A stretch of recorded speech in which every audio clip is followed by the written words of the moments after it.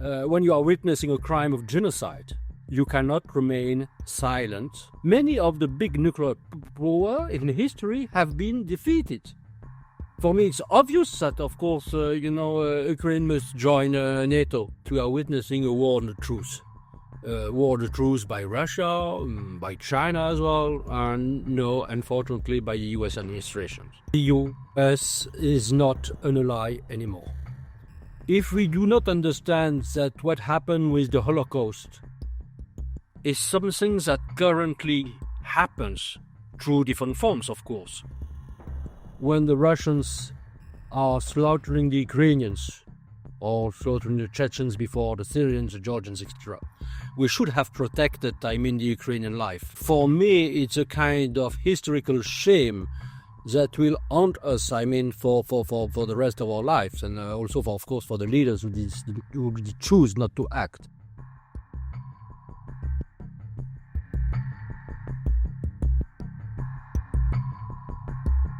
Hello everyone, my name is Anastasiia Marushevska and you're watching How Come, our series where we discuss issues that shape our world. Today I have a pleasure of talking to Nicolas Tenzer. He is a French academic and writer, a senior fellow of the Center for European Policy Analysis, author of 24 books on politics, freedom, and on Russia's threat to Europe. Please welcome Nicolas. No, my pleasure, really. So thank you so much, Nicolas. And I wanted to start, how should we look on the United States these days? Well, I must say very bluntly, straightforwardly, that the US is not an ally anymore. And that very unfortunately, and sadly so, because I was a long time, advocate of very strong transatlantic relations. Yes. We must not count in the US to help Ukraine, to defend its security, and more broadly also to provide any kind of military assistance if Europe is attacked. Basically, I think that, of course, during Trump's tenures, and especially his second term, really the US is now on the dark side of the force, if I may say so. And we see Trump and most of the prominent people, in his administrations, not only talking about the so-called negotiators, Steve Witkoff and Jared Kushner, they are basically siding with Russia. They share exactly the same worldview. They have a kind of, let's say, ideological collusion with Russia right now. They do not stand for the rule of law, international law, the defense of human rights, the defense of the small or middle nations attacked by rogue powers. They are just trying to make deal. And just also, they want to jeopardize all the principles and values Europe is standing for. That's, a very blunt assessment, but unfortunately, I think that you can witness day after day the evidence of this. Of course, I do not know how long it will endure. Maybe there could be, after 2028, a new, more decent US administrations. Of course, no one knows. But if we look at the past, and if we look at, the administrations during Barack Obama's and Joe Biden's tenures, in fact, of course, it was better. But I must say, and I remember I had talked in the years 2013, 2014, 2015, also with our Japanese and South Korean colleagues. And I was asking them, do you trust the security guarantees that the US is providing? And they say, well, no, we have certainly to prepare for the worst. And look at what happened, in Syria in 2013, when President Obama at that time didn't want to enforce the red lines. He had set himself Just see, what's the behavior of the US in 2014 when Russia invaded Crimea and attacked Donbass. See what happened in 2020 and before 2022 and 2024 during also Joe Biden's mandate. He was only halfway, in providing military assistance to Ukraine. He was also looking for a deal with Russia. And there was, at that time, and there is still known, strategy towards Russia. I mean, long-term strategy. And strategy which is basically a strategy to defeat Russia. The very fact is that we cannot imagine a world in which the European countries, and not only Ukraine, could cohabit with a non-defeated Russia. And that's, I think, one of the part of the problems, that you don't have this kind of vision, long-term vision. And for me, I know since a very long time, all the strategic circles, in the US, both Democrats and Republicans, with the exception of few, for instance, the late, of course, the late, some of the main, old-fashioned Republican persons, or also the Democratic person. There were absolutely no true visions about the new world that come, and no real perception of the Russian threat. And for me, that's very worrying. So basically, just to finish what I have to say about that, basically, I think the Ukrainian persons, the Ukrainian people, and also I think the European people must know that they have to defend themselves. Yeah, and I think there's a lot of conversation around it, but we still see how, of course, these peace talks and not just peace talks with the United States, but also security guarantees that are discussed with Europe as well. Do you believe that in the future, these security guarantees actually worse the paper they're written on? Like whether, let's say, governments change, whether it's for Ukraine is realistic to believe that any of the security guarantees signed now actually will worse anything, I don't know, in a decade, let's say? Well, I think there are, two parts of the problem here. The first one, of course, is the US, and the other part is the Europeans.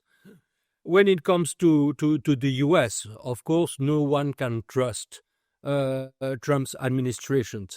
But I am not fully confident that we will be able to trust also a new US administration after Trump.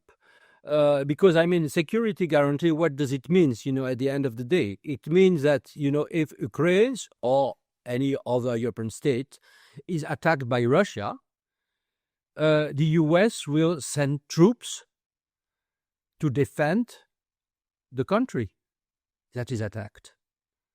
Could you really trust the US? I'm not talking only about Trump, but you remember, also Joe Biden stating that there must be never again boots on the ground. Yeah. And when he said that, I remember it was in a speech of August 31st, 2021, after the withdrawal of troops from Afghanistan.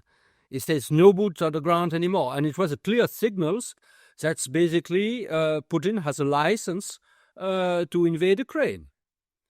And so you are, of course, discussions about the backstop, about and all these kind of things. But I think, well, we cannot trust the backstop. The second is the Europeans.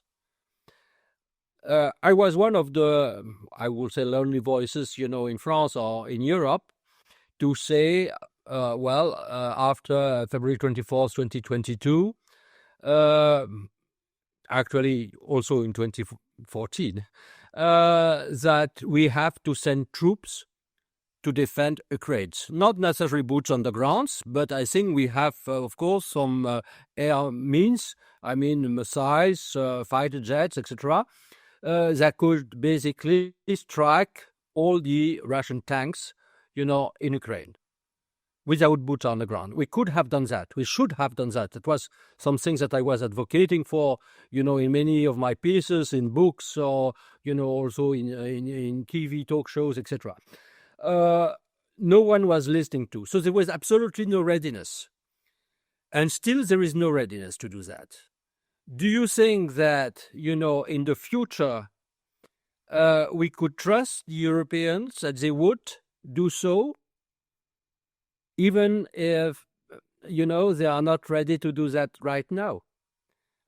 So they are basically always deterring and procrastinating. And I think that's very difficult for the Ukrainians, basically also to trust the resolve of the Europeans to do so. And the second thing is, we are talking about security guarantees after a so-called peace deal. What about peace deal? What does it mean to have a peace deal? First of all, of course, everyone knows that there is absolutely no appetite, of Russia, of course, to break a deal or even a ceasefire. But just imagine that you are giving up part of the Ukrainian territories, part of Donbass, or Donbass as a whole, or, okay, we are giving in on Crimea, etc., etc. I think the situations in terms of security will be worse for the Ukrainians and for the Europeans as well. Because there will be a possibility for the Russians to recruit, some troops. The Ukrainians people, you have 1.6 million Ukrainian young people, living in those occupied territory. And they will be used as cannon fodder by the Russian troops. Just imagine that we are giving in, for instance, Crimea. You have Sevastopol, you have the Russian fleet, of the Black Sea that will come back because they were expelled by the Ukrainians. Just imagine that you have all the sanctions lifted. Russia will be certainly more dangerous, at that time. So in terms of security, that will be a full disaster to have this kind of peace deal. And if I may add, I will say that, just imagine that we are giving them those territories. Not only it will be a huge, contempt for international law, but it will be also a huge contempt for the people and for the humanitarian international law. Because you perfectly know better than I that in those territories, each and every day, you have children deported, you have tortures, you have summary executions, you have massive rapes of the women. Could we imagine that we are giving Putin and Russia a license to kill, to rape, to torture, to murder, to deport? I think that's something that, we must not accept. Because we in Europe, we are living in the legacy of Nuremberg trial. And I think that's part of our common history. And we have to be faithful to the legacy of the Nuremberg principles. Thank you a lot for mentioning what's happening actually in occupation. And I feel like it's a big issue with many people not understanding what occupation is, or they're lying. They're lying that they don't understand what Russian occupation is. Our Nobel-winning human rights defender, Alexandra Matvichuk, she always says this phrase that occupation is not peace, is another form of war. And we can see with all of these civilian hostages and children deported to Russia. Do you believe that on global stage, these subjects are often avoided? I see how country leaders, especially, let's say, Republicans in America, who have a lot to say always about, pedophilia or things like this. But when it comes to Russian crimes, they avoid these subjects as much as possible, at least publicly. They just never use them. Do you think it's intentional, or is it just, psychological or strategical? What is the approach to this crisis that is happening on occupied territories? Well, I think that's basically both. I think there is a kind of, I would say, crisis of consciousness. That was the word of Edmund Husserl, of a German philosopher, in 1935. I mean, there is this crisis of, because most of the leaders, not only in the US actually, but also in Europe, avoid to talk about the war crimes against humanity, crime of genocide, and crime of aggressions. I mean, 4 categories of crimes without any statute of limitations. They avoid to talk about that. And so you have a lot of reports, in the press about the torture, about the rapes, about the deportations. But most of them, not all of them, but most of them are not talking about that publicly. For the 2 reasons that you were mentioning. First of all, there is a psychological reason, which is basically, I mean, the crimes are so enormous that we are back actually in the dark ages of our common history. We are back to Germany's Nazis' crimes. I mean, that's for me, and my own family was suffering those crimes directly. I know, what it means. And so they are facing the absolute evil, radical evil. And I think that for most of the leaders and the politicians, in the West, just facing the kind of abyss, moral abyss, is so difficult, basically, to understand. Then there is the other reason that you were mentioning, which is basically they are avoiding, this subject, because then they would have to take action, and to take decisive action. Not only, Alexandra Matvichuk, I know her, I met her several times, is speaking a lot about that, but also Timothy Schneider as well. Because when you are witnessing a crime of genocide,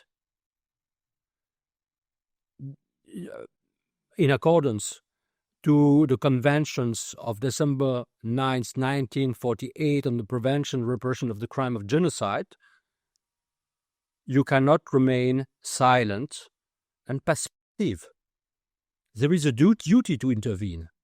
There is a duty to take action. And because, most of the politicians in the West do not want to take action, they are just refraining, talking about it. Yeah, that's a kind of perversion. There is a lot of me with organization that I lead, another one, PR Army. We work a lot with topic of deported children and civilian hostages, and we at some point contributed to the ICC warrant against Vladimir Putin and Maria Lvova-Belova. And you see that was a big news when it happened, when they issue a warrant. But we see that nothing happens. Like, there is not even an agreement on tribunal. No one is persecuted. There is nothing real happening to make at least something that the international community already agreed on, to put into action. And I think this is one of your subject about, let's say, morality in politics, and the willpower.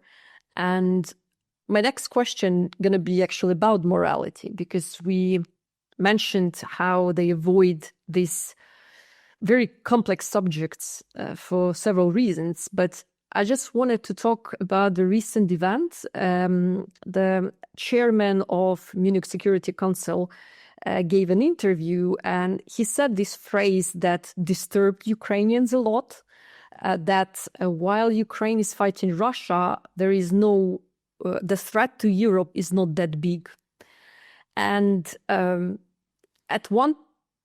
one hand, we're happy that it's already understood that there is a threat of Russia to Europe. But on the other hand, the cost are Ukrainian lives.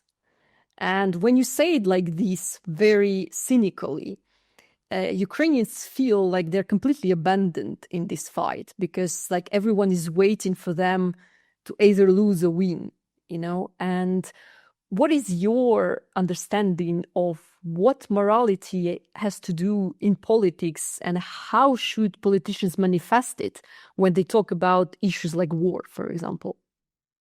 Well, I think there are also two things. And I remember that President Zelensky, his own speech, in Munich Security Conference was referring, to the words of Wolfgang Ischinger. And in fact, it sounds cynical. Of course, it's the truth, because basically, the Ukrainian people, are the bulwark, in a way, against Russia to protect the Europeans. But for me, that's something that I often express, in my papers. I feel guilty. I am haunted by, this feeling of guilt, because we should have protected, and we could have protected as well, of course, we should have protected, the Ukrainian life by taking action. And basically the fact that they didn't want to intervene, openly in this conflict, for me, it's a kind of historical shame that will haunt us, for the rest of our lives, and also, of course, for the leaders who did choose not to act. And for me, it's in fact not only a question of morality, as you said. It's of course a question of morality, but morality in foreign affairs goes hand in hand with security. Had we paid attentions to the crimes committed by Russia in Chechnya, in Georgia, in Syria, in Africa, and of course in Ukraine before the all-out war started, we could have prevented, and we should have prevented, the bigger threat coming from Russia. So it's not only a question of morality. The fact is that there is a kind of Russian message, and the Russian message is basically the crime is the message. And if we are not able, because of our own moral blindness, to hear the message, we understand nothing about, foreign security, foreign policy, and I think the role of the war. And in fact, it's not only a pure question of morality, it's a question of global understanding of what is at stake. And I think that's a true problem. For instance, most of the security specialists, and I'm one of them, are not talking about international law. They are not making the link between international law and the violation of international law and the threat to security. They are not making the link between the crackdown on human rights, also, inside Russia, and, of course, the aggression abroad. And I think that everything is intertwined. So I think there is a question that are some things I was elaborating on my book, or War, to be soon translated into Ukrainian. It's about, the linkage, about, those kind of principles. So the real point is that I think that most of the Western leaders do not understand that by not taking action right now and by not saving lives right now, they are jeopardizing their own situation, their own nations. And the more they are delaying, the more they are at risk. That's something that they have to understand. Because, coming back to what Ischinger was saying, of course, the front line is in Ukraine right now, but that's basically all front line. And, I was thinking, like something that you mentioned here, was not intervening, not understanding somehow Russian crimes, that were happening in Chechnya, in Georgia, in Ukraine. And do you think, its intervention in the war of aggression is not unheard of? Yeah, this is what America did in First and Second World War. This is what eventually NATO did in Bosnia. There is many other examples. What stopped the West from intervening in whatever conflicts Russia doing? Is it because of nuclear power, or it's something else? What do you think? I think there are two things. The first thing is, of course, you have many cases well documented of corruption, collusion, and cowardice. That we perfectly know. And certainly when you see, some of the people who were basically preventing Georgia and Ukraine in 2008, in Bucharest summit, to gain a membership action plan to NATO. And that time, you remember who were there. I mean, basically, that was certainly a kind of collusion. And we know also that Germany and sometimes France and some other European countries were buying gas to Russia. They wanted to appease Russia. They wanted to have a good relationship to Russia, etc. And I think that's part of the ideological collisions, but that's part also of lack of intelligence. Not all of the Western leaders were corrupted, certainly, but they didn't understand Russia. They were just, siding all the persons, including in France, in Germany, in the UK, in the US, etc., who were talking about, the threats posed by Russia. And I remember I am talking about those threats since 2005 or even before. And at that time, I was, of course, considered a warmonger. I was considered excessive, etc., etc. And not only me, but many of those people were talking about the Russian threat. So no one wanted to see. They had a kind of rosy picture of Russia. And I think that's the real problem of understanding. And the second thing is that we are always talking about Russian propaganda. Of course, we have, what I was calling hard propaganda about you have Nazis in Kiev, there's the fault of NATO, Russia is a peaceful power, all these kind of lies, etc., etc. That we perfectly know. But you have also soft propaganda. And I remember I was, in a NATO Vilnius summit in July 2023, and some of us were talking with Jake Sullivan at that time, the national security advisor to Joe Biden. And, he said, we want to prevent a war between Russia and NATO. And we said to him, you can certainly act against Russia without, creating a kind of all-out war between Russia and NATO or a nuclear war. But many of the Western elites in the US, in Europe, were buying into those kind of narratives. So basically this kind of narrative, and I'm not talking about, the fact that Sullivan and others were, Russian puppets. They were not the point. But, they were, their mind was completely, invaded by this kind of narrative just coming from Russian playbook. And in fact, of course, there is the threat, the nuclear threats, but the nuclear threat coming from Russia is not that recent. It was always used by Russia. It's not something new. And there is a lot of, assessments made by the intelligence, by experts, that there is quite no chance that Russia will use nuclear weapons.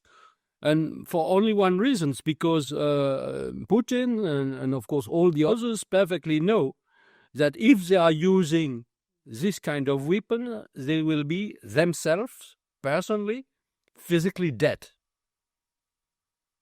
And so they won't do that.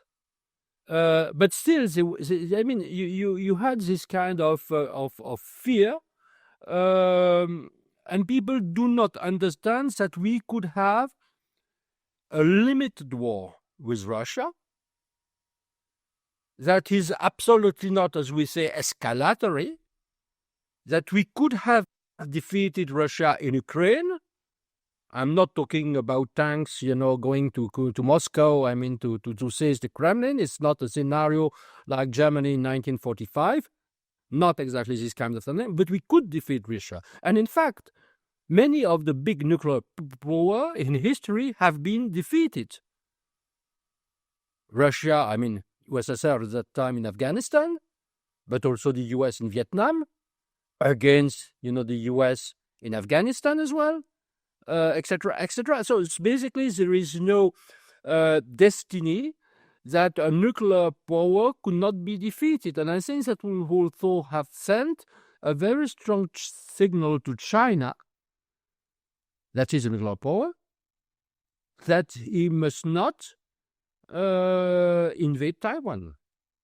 Because if we say, okay, you have a nuclear power, so we allow everything, so in which kind of world will we live in? And what we talk about how many leaders did not understand Russia really well. What do you think was the role of this low understanding of Ukraine? Because no one actually expected how Ukraine will react to full-scale war. And I think someone who knew Ukraine before that was not that surprised somehow, knowing how society operates. But many were. And I think, what do you think, like this lack of studying Ukraine and understanding it as a big, like major part of European history is also one of the reasons why there was so much fear towards Russia and so little expectations towards Ukraine somehow? I think there are many reasons for that. The first reason is that most of the Western leaders never visited Ukraine. Personally, I used to be in Ukraine many times since 20 years. First time I was visited Ukraine, it was in 2004. Then I came back very often. Of course, I came 6 times after February 24th. Etc. But most of the Western leaders never visited Ukraine. The French president, and I remember, before the war, the first time Emmanuel Macron visited Ukraine, it was just a few days coming back from Moscow, a few days before the old war started. Never before. And most of the German Chancellor, British Prime Minister, U.S. President, etc. And for a very precise reason, which is that many of the main European powers, or of course the U.S. as well, do not pay attention to the so-called small and middle powers.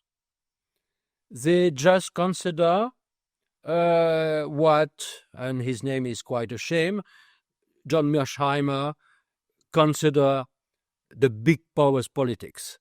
That was one of the titles of one of his books. They consider the big powers. Just remember, in 1991, you remember the chicken a la Kiev speech of George W.H. Bush. And for those, old-fashioned politicians, the small and middle power do not exist. And I think that even for remember the French president, François Mitterrand, also at that time, they considered the big powers, and they were very happy with the so-called zones of influence. So those persons who are praising, in their speeches, the freedom of the people, the freedom of the people to determine, their own future and blah blah blah. In fact, when it comes to very concrete actions, they were not standing for the freedom of the people. So there was a kind of respect for the so-called great power. And also, I know that in France, in Germany, in the UK, for a long time, they consider that, okay, we have to deal with the big powers. It could be a kind of some arrangement between the big powers, and that's all. And the other ones, well, they have to leave, where they are, and the people do not have right to shape their own destiny. that could explain. I cannot explain myself why still now most of the Western leaders are still buying the Russian narratives about, Ukraine's membership to NATO. For me, it's obvious that, of course, Ukraine must join NATO. And had we a better government in Georgia, not with the government right now, of course, but with a better government in Georgia, I mean, that's the same for Georgia. And I hope also that Moldova will join. And maybe one day Armenia.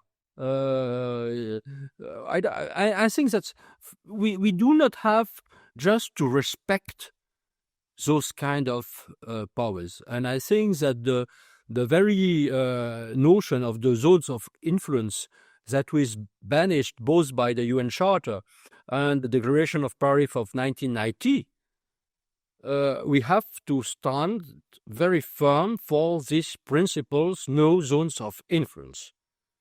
And that includes, and that's also written, in the international law, the freedom of those countries to choose their own military alliances. But, what I find funny with this, why Russia has been considered as a great power. Like, if you look, the GDP of Russia is smaller than Italy, even though it's like over 57 times bigger than Italy. It does not produce anything relevant to the world. In terms of innovation, they're lower than Vietnam, than the Philippines. But we're not looking at the Philippines as a great power, or Vietnam, or even Italy. Why Russia was considered as a superpower if it was not on any front somehow? For me, it's a kind of mystery, I must say. That's a kind of. I remember in one of my books, that I wrote in 2010, so 16 years ago, at the beginning of 2011. I wrote that Russia is a power that is doomed to fail. So I wrote that 16 years ago. And at that time, I remember many saying the remarks, no, it's not that possible. You see, that's the biggest country or the largest country, in the world. Of course, you have, all those nuclear warheads, etc., quite the equivalent of the Americans, etc. And I said, no, just, and I went several times to Russia before in 2014. And I remember that's a failed country. And that's quite obvious, from what I've seen from my eyes, that was a failed country. Of course, you have some very big cities, a lot of luxury in Moscow, St. Petersburg. But that's a kind of, Potemkin village, in fact. If you go to the countryside, you see just the state of the roads, of the hospitals. I remember, what happened during the COVID-19 crisis. That was a sanitary catastrophe in Russia, one of the worst of the world, because of the state of the hospitals. You do not have schools. You don't, and you have a brain drain. And I remember, during 2 years, I taught, in St. Petersburg University in English. I came there 1 week each 3 months. To teach political philosophy. It was between 2006 and 2008. And I remember last time I taught, the dean of the university, a very great guy, I must say, said, well, Nicolas, last time you come. And just 1 month after, he sent me an email. Well, we fled, my wife, my daughter and I, we fled to Finland. No, they are professors in the US. And they are the strongest possible supporters of Ukraine right now. And most of the professors, because I had a seminar for the professors there, most of the professors, and it was in 2008, they fled. And they are also supporters of Ukraine. And they are also calling, all the Russian people to fight against their own country and to support Ukraine. Not many Russians, I must say, do that. There are just a few. But I admire those people who are basically, principled persons. Unfortunately, a minority, a very tiny minority. Yeah, I guess, in Ukraine, we see this. It's hard for us to find that much sympathy, even for the Russians who are against or trying to do something, because we often feel like we're fighting the war that they should have fought. And that's why I think if they're actually doing something, this is what they're supposed to do. So, but of course, the Russians who joined the army, Ukrainian army, to fight on the front line, of course, they always have all the respect from everyone, because this is exactly. ethnicity here doesn't matter. Yes, and I know that actually I am ashamed by part of the Russian opposition right now. Oh yeah, of course. We are not supporting Ukraine. They should support Ukraine. They should say, well, you send more weapons to Ukraine. They are not doing so. So let's talking about the Russian sufferings because of the visas problem, because of the suffering, but they are not really standing with the Ukrainian people. So that's why when you have some individuals who are doing that, I pray that. But so at that time I saw that basically Russia was already on the verge of collapse. Of course, they still had means because we were buying oil, we were buying gas. We are buying, some agricultural products as well. But in fact, if we see the state of the economy, the state of the society, the state of the intellectuals of science, etc., that's basically a failed country. And I fully agree with you. I mean, this is kind of completely rosy vision. And I think that's part of the Russian propaganda as well. That's part of the Russian propaganda. That's part of the lack of the understanding. That's part of the fact that you have some of the Western elites, especially I will say in France, but probably elsewhere as well, who are still considering a great Russia because of the Greek culture, so-called Greek culture, because of Tchaikovsky, because of Tolstoy, etc. But I mean, that's something which has absolutely no meaning if we see the current government and the current state of Russia. And I think just a note, very often names that they use to identify great Russian culture, this is actually people who fled Russia. Because in different times of history, like let's talk Stravinsky or someone else, like all of these people, they left Russia for many different reasons. So, you really need to give this context when you talk about that this culture existed because they actually moved to Paris, to New York, to somewhere else to create, because they could not do it in their own country. And this is often forgotten. And some of them were Ukrainians. Oh yeah, many Armenians. Was Belarusian. Yeah, of course. Yeah, but yes. Yeah, this is a big subject for Ukrainians to kind of decolonize understanding that Malevich was Ukrainian and he was actually tortured by the Russians. But no, there many galleries still refuse to change to write that he is Ukrainian artist, not a Russian one. But you like this image of Russia, and I guess now we can even say of Iran, because you can see how some in France, like France Insoumise or someone from that circle would try to justify Iranian regime or Maduro regime. So there's a lot of lies, the same on the far left, on the far right. And this is a question that I've been, struggling with for so long. If you take example of France, you can see that on public broadcasters, there is a lot of kind of regulation that help to keep some kind of balance on what is discussed. Well, on the other media, not. And we see so many of these mental gymnastics to try to explain why Russia is great without directly saying that they did correctly by attacking Ukraine, And how do you think where accountability for all of these lies are? Is this the government? Is this law? Or is it the media themselves who keep talking to people who are lying? Because it's a not matter of opinion. It's just factually lying about historical things or things happening right now. As an example of Ukraine or Iran or any war conflict that are happening in the world?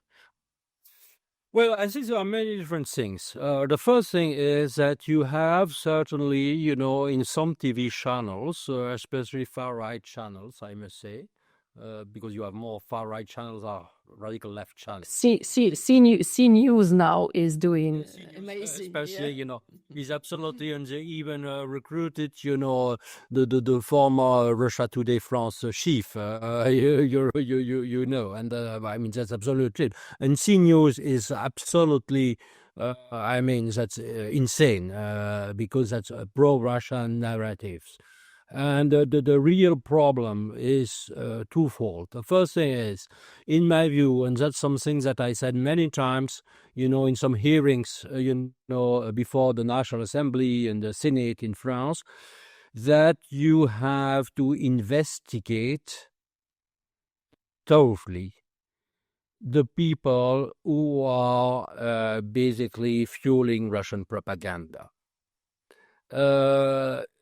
I suspect, of course, I cannot state that obviously, naming and shaming persons, that many of them are receiving Russian money, including French persons. I'm not talking about the Russians. Russians is another story, but I mean, probably they should have been expelled. That's something that I wrote publicly many times. But you have French people who probably receive, and I mean, they must certainly be investigated, but with the problem that according to French law, but that's the same in Germany, the UK, etc., if you are promoting a state, even if you receive compensation for that, it's not necessarily illegal. And I think that it must, by law, be rendered illegal.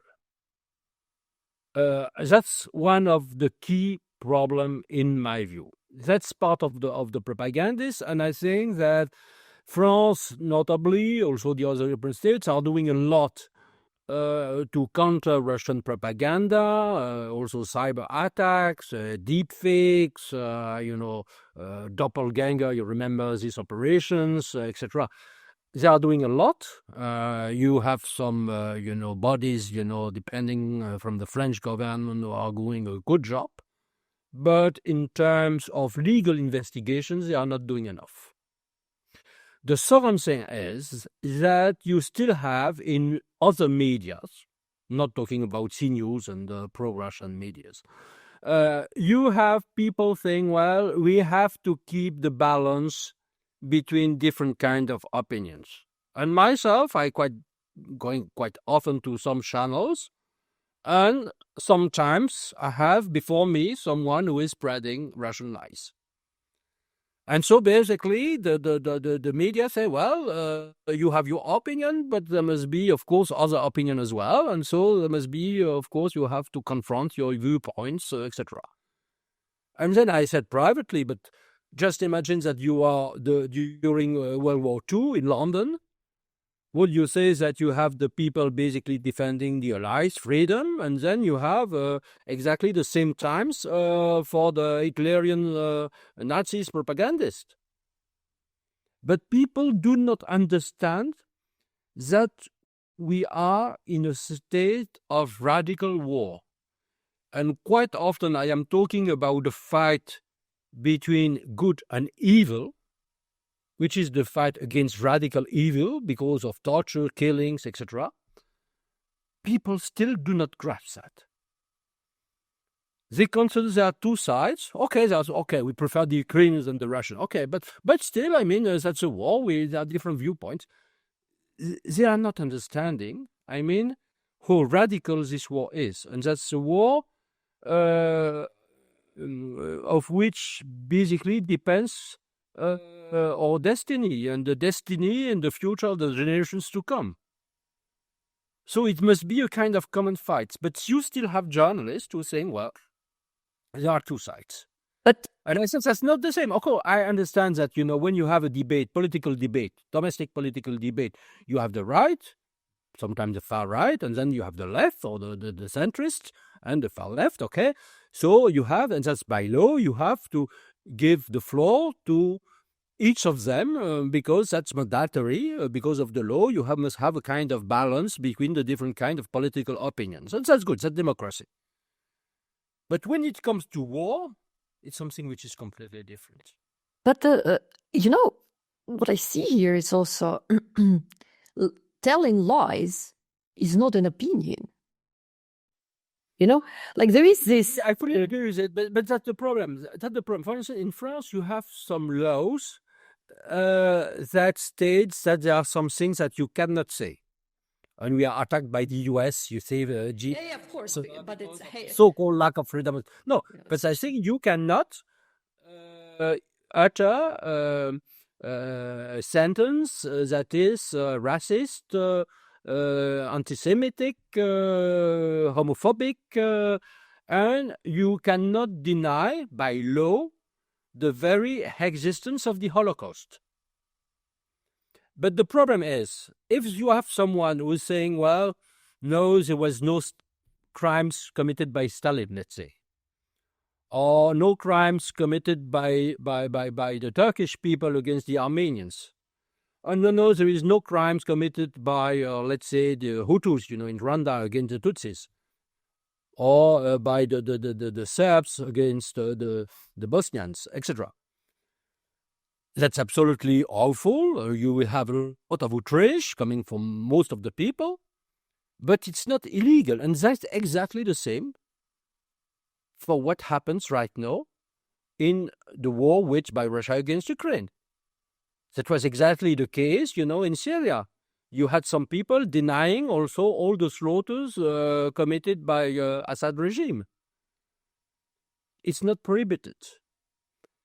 And that's I think, for me, that's a real problem. And then I am one of the persons, but I fear that I am part of the minority who is advocating just the fact that there are some crimes that we cannot negate and that we must say the truth about the crimes.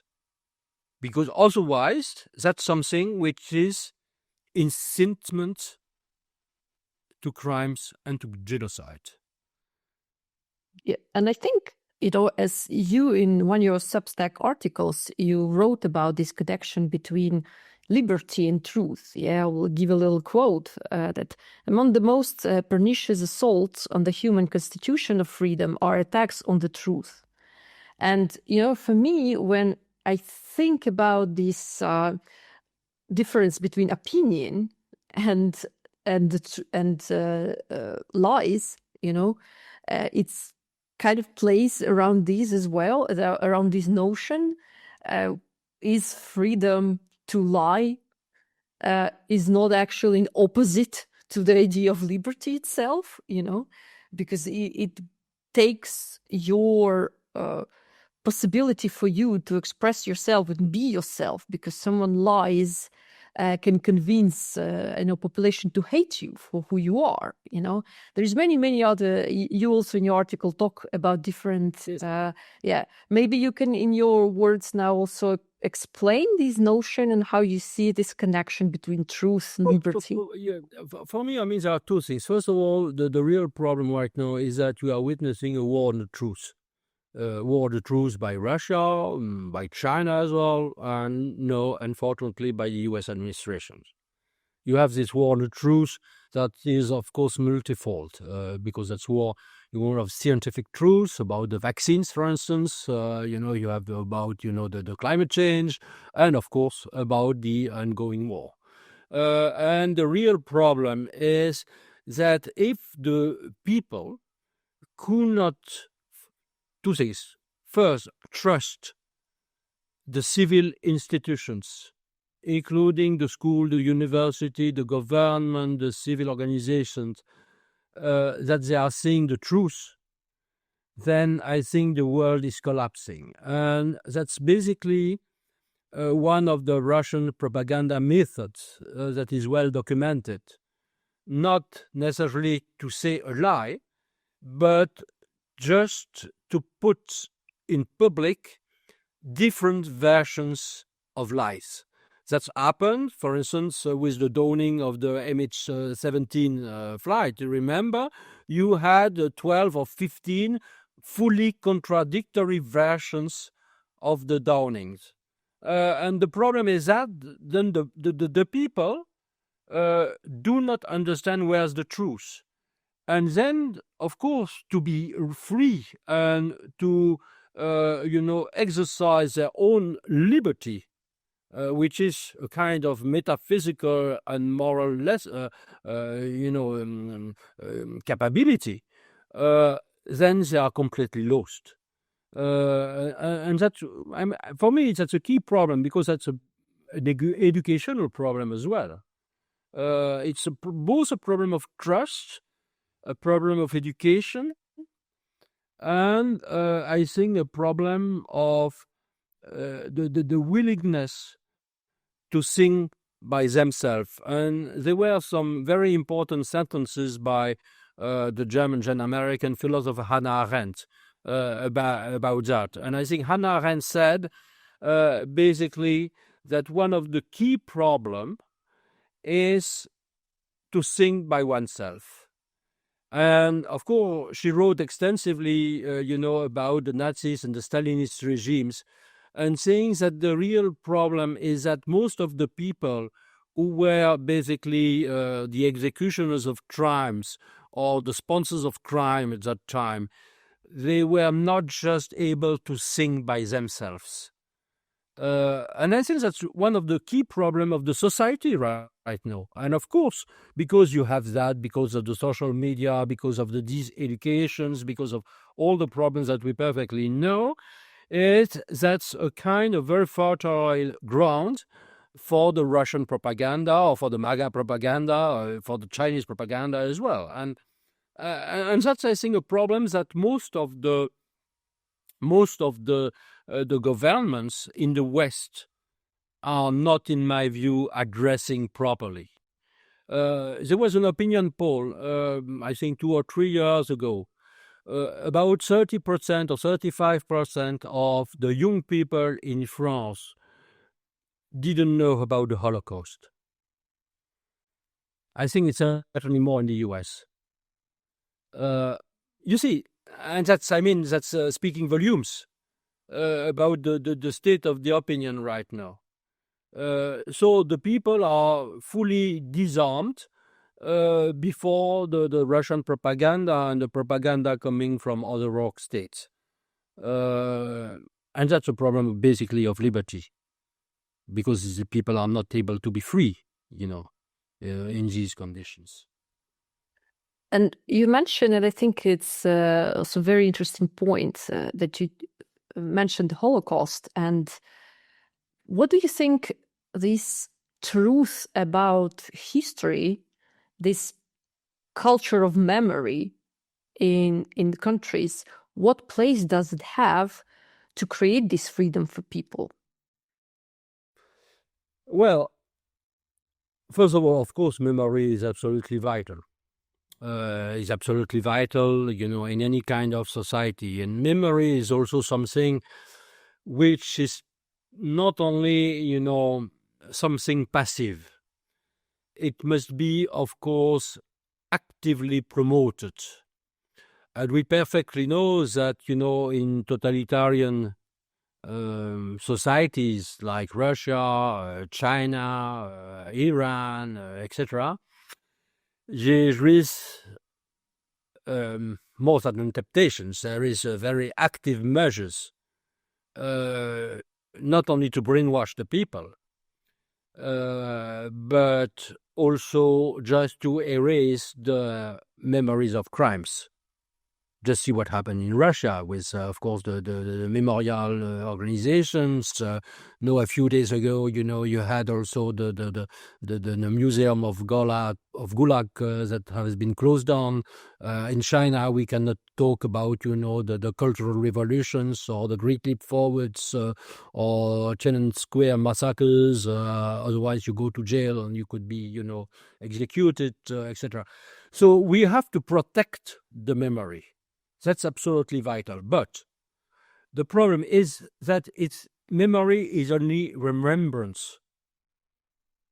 It becomes useless. Because if we are not perceiving what I called one of my pieces the thread of history, which is the thread that links the past and the present, then it could be a kind of vain memory. if we do not understand that what happened with the Holocaust is something that currently happens through different forms, of course, when the Russians are slaughtering the Ukrainians or slaughtering the Chechens before the Syrians, the Georgians, etc., then, the memory is useless. Which is very important is to understand that not only history repeats itself through different forms, but that we have to actually understand that the past is coming again. That's why I wrote extensively about the comparisons between Putin and Hitler. Of course, you can say the persons are completely different, the historical circumstances are different as well, etc., etc. But in fact, if you see, the massive crimes and the will of exterminations perpetrated by both Putin and Hitler, you consider that the comparison is fully valid. And there are some people who say, no, we cannot compare within on paper. But the fact that we say that, and some people are saying that, is that basically they want to whitewash Putin's crimes. By not making the comparisons, by just refusing just to discuss the comparisons, to see the differences in common points, they do not understand the history. And then they are not fully faithful to the memory and the legacy that should be ours.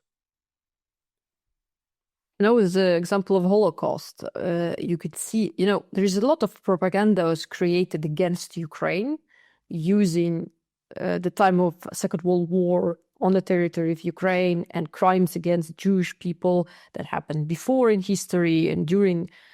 And from what I see from this kind of experience in Ukraine, rediscovering the history that was hidden from us, good, bad, negative, positive. But Ukrainians are going through this process right now, and you kind of can witness it. And when you look at the Holocaust in Europe, it feels like it became Jewish people are treasuring this memory. And many things and many ideas are built out of this memory, while the rest of Europe doesn't stop understanding what it actually meant, for Europeans. But on the positive side, I think France is a great example on understanding historical memory somehow and analyzing it when it comes to resistance, when it comes to collaborators, on how to understand this past. And maybe you can give a little of example of French approach to preserving memory and to, as you said, actively using it in building modern society somehow.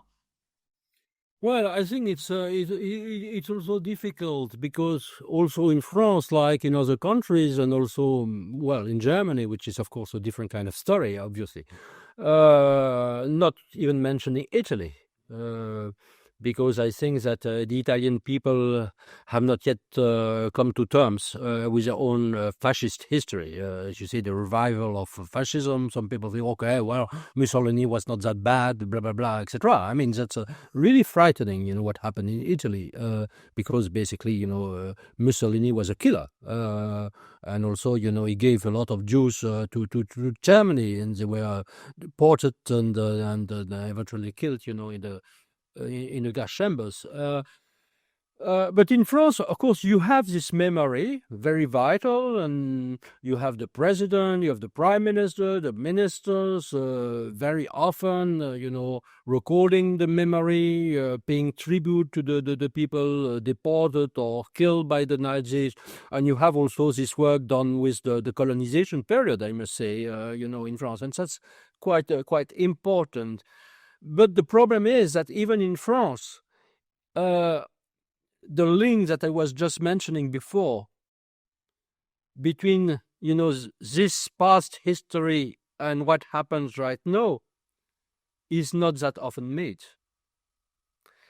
And then you have also in France part of the far right trying to whitewash the crimes of the so-called collaboration by the Vichy regime, between 1940 and 1944, when France was occupied, and when the French people and the French police basically gave the Jews to the Nazis by their own. And you have still some people in France saying, well, Vichy was not that. But in fact, in all the European countries, you had some collaborators, all of them, including Ukraine, I must say. But it's part of of course. But that's part of the history. I mean, we had traitors in France. You had traitors, and you still, unfortunately, have some traitors.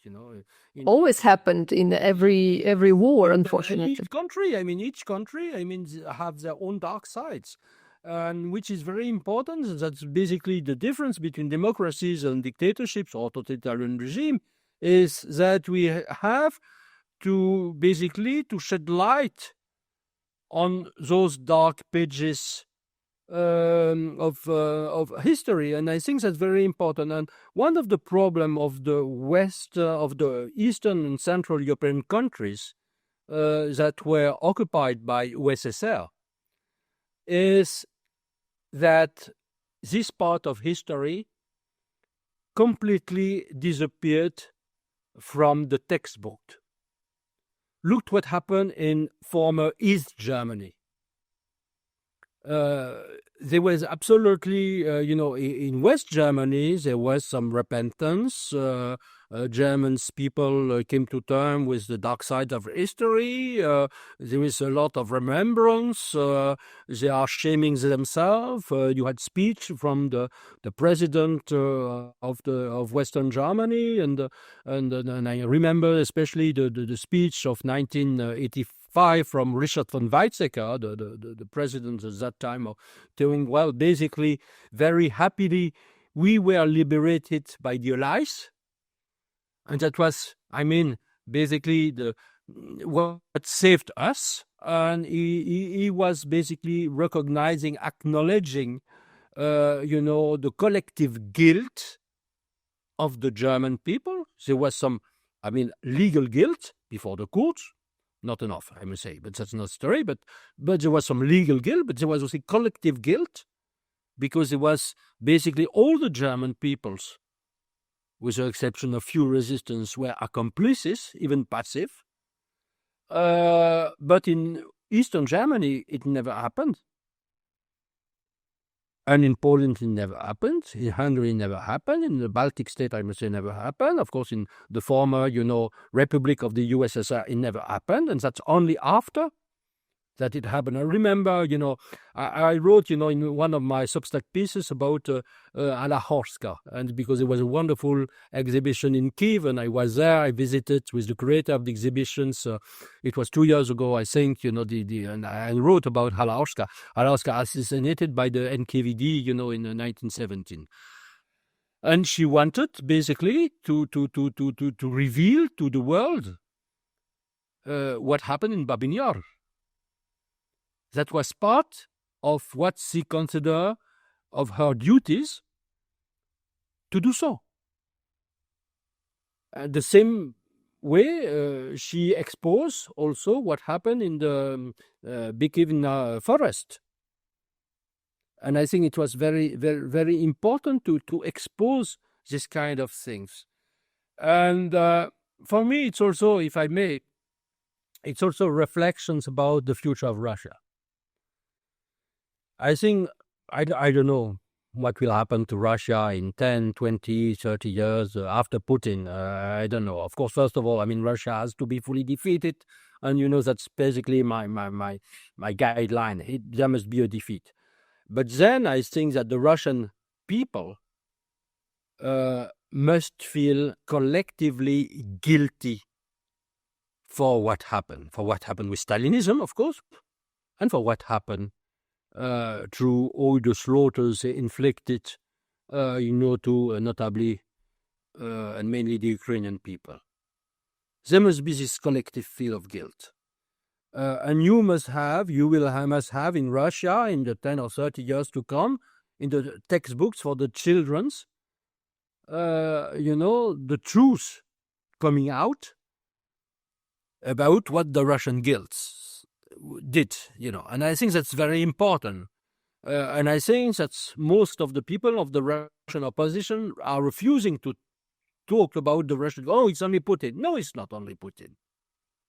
Because you had hundreds of thousands, if not millions, of Russians who were complicit to those crimes, perpetrators of those crimes, tortures, etc. It's not only Putin, and his minions. It's basically a big part of the Russian people, and many other ones remain silent. And I think that's very important also for the future of Russia. I don't know if it will happen or not. But when we will have a Russian president, I don't know, who will say exactly the same words that Richard von Weizsäcker said in Germany in 1985. About the guilt, about, well, fortunately we have been defeated. When you will have a Russian president, fortunately we have been defeated, saying that, then, of course, I could have some hope about the future of Russia. Otherwise, never. Thank you so much. It's, I think, great words. And I will, one last question, to have like a little bit of motivation, and maybe because this interview is going to be also in Ukrainian. So a little piece for the Ukrainians. As you mentioned, Russia needs to be defeated, and we talked a lot about, in general, we who are engaged in Ukraine somehow, foreigners, Ukrainians, we talk a lot about this lack of political will, that Europe should be doing more. But at the same time, we understand that Europe is our biggest ally, has been and is now. And what do you believe Ukrainians and supporters of Ukraine should do more to contribute to this political will, to these decisions being made faster, and having being more efficient and more strategic? What is lacking to push this understanding forward? First of all, I think that the Ukrainians are doing so much.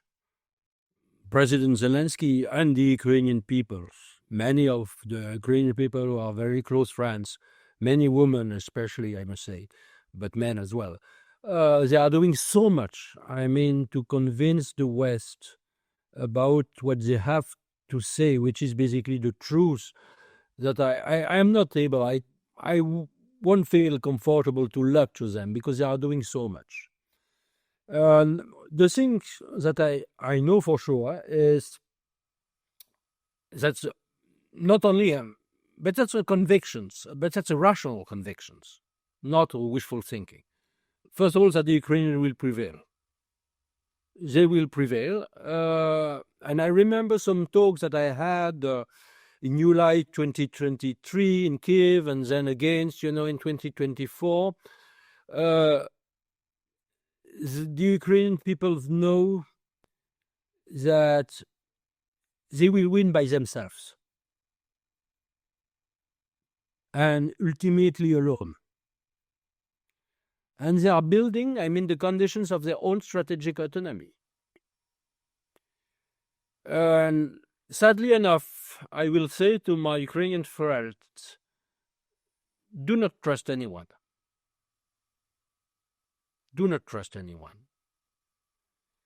First of all, never surrender, but I don't have to say that. They have to decide by their own, and I know that they will never surrender.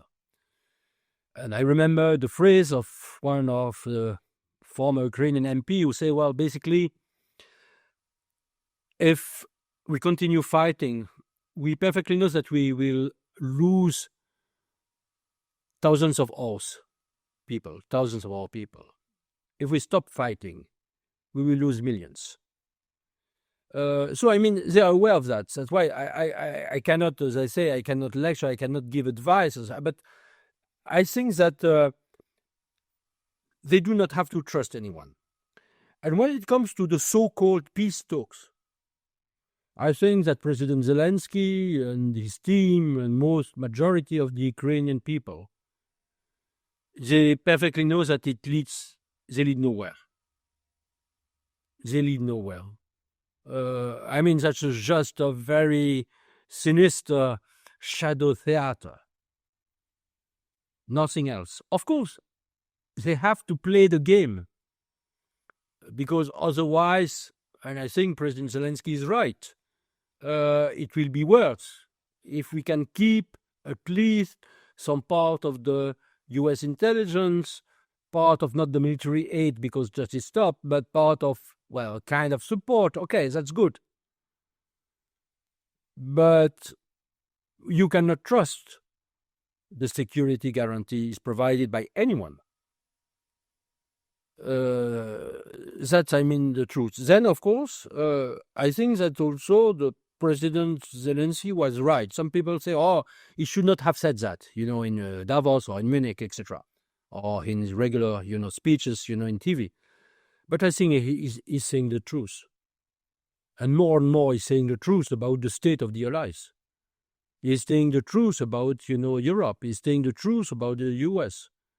And I think that's very important, because I think that the speeches of the presidents are very important, because whatever the president, they are the guidelines also for the Ukrainian people. And I think that we have certainly to dissipate the false hopes. I must say, 1 year ago or so, not very comfortable when it seems that some of the Ukrainian staff were taking seriously the ongoing so-called negotiations. In fact, there can be no negotiations. And that's something that I am saying to the French authorities regularly, to the French president and to others, or to some of my friends also in the governments of other countries in Europe, saying, you cannot give in on anything. Do not talk about peace. Do not talk about negotiations. Do not talk about, a kind of compromise. Because international law is not a subject for mediation. The life of the people in the occupied territories is not something that we could negotiate. So talk about victory, and I am not the only one, of course, to talk about victory. You have some prominent figures, especially in Poland, Baltic states, etc., talking also about the victory. And once I say that to the French president, Emmanuel, you have to talk about victory. And I think they must change the perspective. And if I may add, we do not know what Europe will be in 1 year, 2 years, 3 years from now. You will have next year in France, in 2027, you will have the elections. And you know that, the far right, is leading in the polls. I'm not saying that the far right will win. I will do everything, the far right, not to win. Of course, I advocate, the resistance of the far right, but we never know. And that could be true for other European countries as well. So I know that's a very harsh time, but I am very confident. Because I see that's something that one of the chapters of my last book, that was basically Ukraine is the exemplary nations. And that will be to me the examples, leading by examples. And Ukrainian people have the historical consciousness that no other people in Europe has. And I was talking about the threat of history, and of course President Zelensky knows that from the Holocaust to now.